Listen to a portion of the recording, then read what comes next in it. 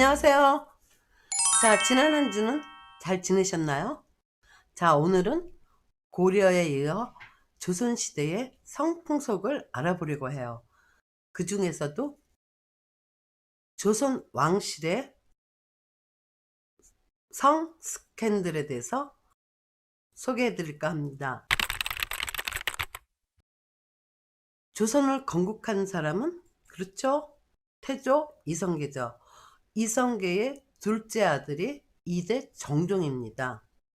그런데 정종에게는 그 정종을 섬기는 궁녀가 있었어요.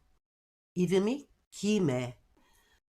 그런데 그러니까 왕의 여자인 거죠. 뭐 첩지는 무슨 뭐 희빈이다 이런 걸 아직 받지는 못했지만, 그런데 이 김애가 세상에 간땡이가 부었는지 사통을 하고 말았어요. 그것도 누구랑? 궁중에 있던 왕을 보필하던 내시와. 그러니까는 관계가 어떻게 되는 거죠? 속된 말로 왕하고 내시하고 가장 고귀한 신분과 내시와 소위 말하는 구멍동서가 된 거예요. 그러니 왕실의 권위가 완전히 시궁창에 처박히는 꼴이 되죠. 결국 발각이 나서 그 내시는 참수를 당하고 말죠.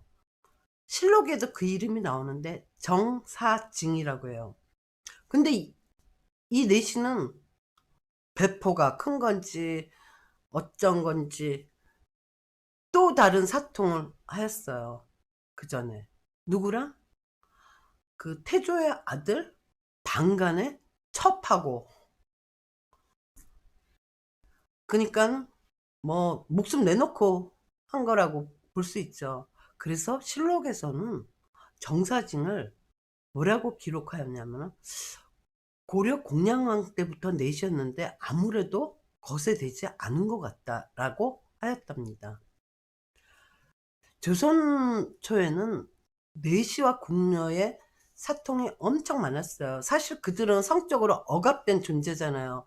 궁녀는 왕 하나만 바라보고 살아야 되고, 내시는 이제 거세당했으니까는 그 우리가 이제 흔히 말하는 그 남자 구실을 못한다고 하는데, 조선시대의 내시는 또 중국과는 달리 그 몽땅 성기 자체를 자르는 것이 아니라 그 고함만 잘라서 그 중에는 그 성생활도 하고 또 간혹 가다가 아이를 낳는 경우도 있었다요. 그리고 조선 초에 왕실의 사통 사건으로는 또 아주 깜짝 놀랄 만한 일이 있었어요. 원래 그 태조의 뒤를 이으면은 세자가 이어야 되는데, 세자였던 방석이 그 부인이 있었어요. 첫째 부인이 유씨인데, 이 유씨 부인이 그러니까 세자빈 시절이죠. 세상에 그 신분을 갖고 또 하고 많은 남자 중에 하필이면 골라 내시하고 또 사통을 했어요. 그럼 당연히 참수당한 거죠. 아까 그 정사징도 내시, 그 세자빈하고 사통했던 사람도 내시. 그러나 그 정사진과 사통한 김에는 죽음만은 면했어요. 왜냐? 정종의 아이를 낳았기 때문이죠. 그런가 하면은 태종 때에는 그 그 승려와 사대부 부인의 사통이 있었어요. 근데 몇 년 동안 아무도 몰랐다는 거예요. 뭐 절에 불공들이러 간다고 그랬는데 하고 많은 중에 또 눈먼 중하고 사통을 해요. 그러니 뭐 눈 맞았다고도 표현하기가 어렵겠죠. 배가 맞았으면 모를까. 그 제석비라는 그 사대부 여자가 먼저 유혹을 했다고 기록에는 나와 있어요. 자, 조선시대를 통틀어서 인생 역전 완전히 로또 복권 맞은 여성이 있었어요. 그 여성은 태종 때의 궁중무이였어요. 원래는 출신이 저기 경상북도 예천의 관기였죠. 관청의 노비였어요. 그런데 이제 워낙 미색이 뛰어나고 가무를 잘하니까 이제 궁중 영리가 열리면 이제 한양으로 왔던 거죠. 그러다 늙은 공신 황상의 눈에 들어서 첩이 되었어요. 어느 날 태종이 이 무신들을 위해서 연희를 베풀고 이제 끝나자마자 그 가희야, 그 기생 이름이 가희야가 이제 황상의 집으로 막 가는 거예요. 그것을 알게 된 젊은 공신 기무가 부하들을 시켜서 가희야를 납치해오라고 그랬던 거예요. 그래서 이제 부하들이 막 한 30명이 황상 그 대감집을 포위를 하고 그 안채까지 들어가서 샅샅이 뒤졌지만 황상도 가희야도 종족을 감추고 아무도 없었던 거예요. 자, 얼마나 분통이 터졌겠어요.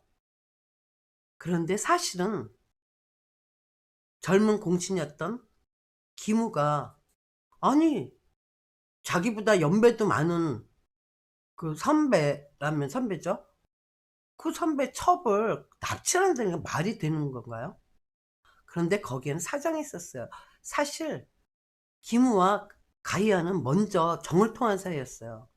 그러니까 속된 말로 잠자리 그 족보를 따지면 젊은 공신 기무가 형님뻘이 되는 셈이었죠. 자, 그 다음날 기무의 부하들은 가희야를 찾아서 막 동네 방네 이제 저작거리를 다 돌아다니는 거예요.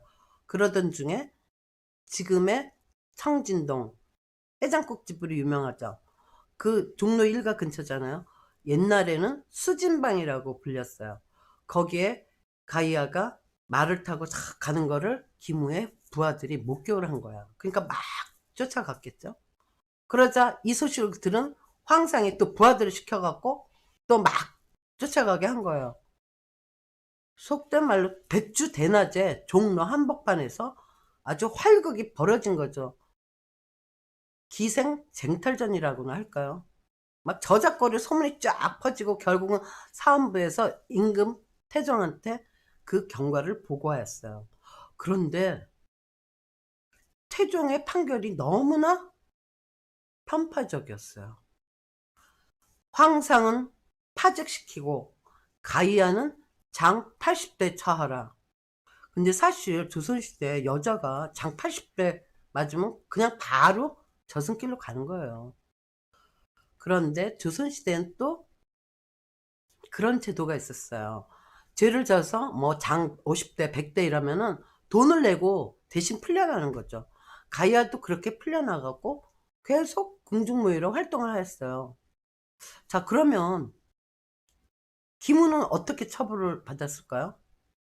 사람들이 이제 막 얘기를 하니까 태종이 그는 공신이니까 논하지 말라고 했던 거예요.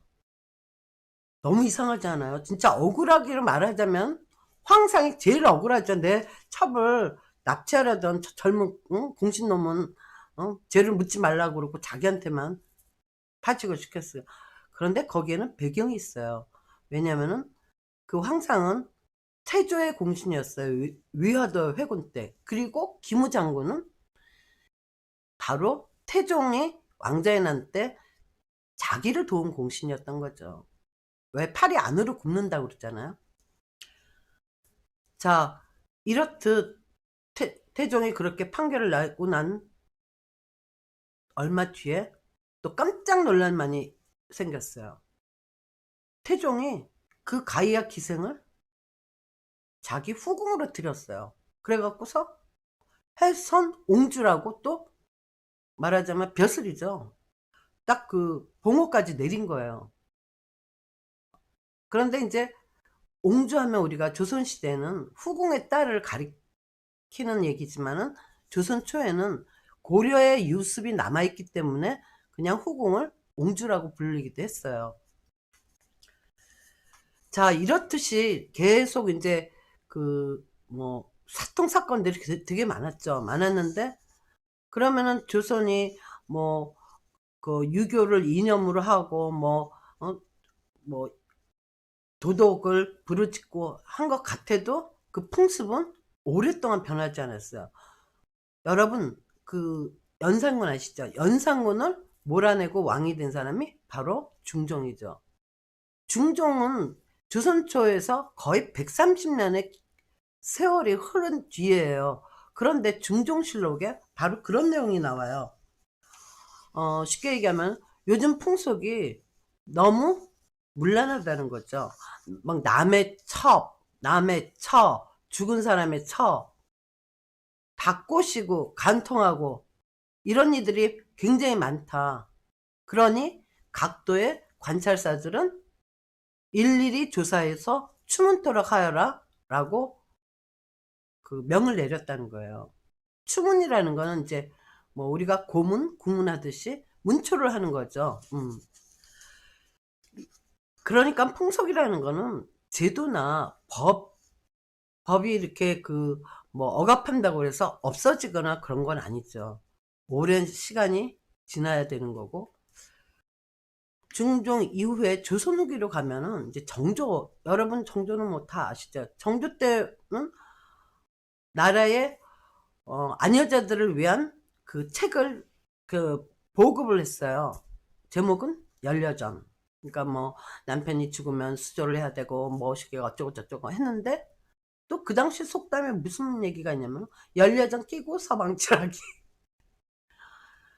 바로 이런 것은 제도가 그죠? 인간의 본능을 이기지 못한다는 거죠. 자, 오늘 방송은 여기까지입니다. 어떻게 재밌게 들으셨나요? 자, 방송 중에 궁금한 점 있으면 댓글로 남겨주세요. 제가 성심성의껏 답변해 드리겠습니다. 그리고 구독, 좋아요 잊지 마세요. 자, 다음 시간에는 조선시대 남근 숭배사상에 대해서 알아볼까 합니다. 남근하면 영어로는 다 아시죠? 페니스. 자, 전 세계적으로 그 신앙의 대상이 된 남근 사상은 어떤 것인가? 우리나라에는 어떠한 그 유물들이 남아있는가? 그런 거에 대해서 알아보려고 해요. 자, 우리 다음 주에 다시 만나요. 안녕.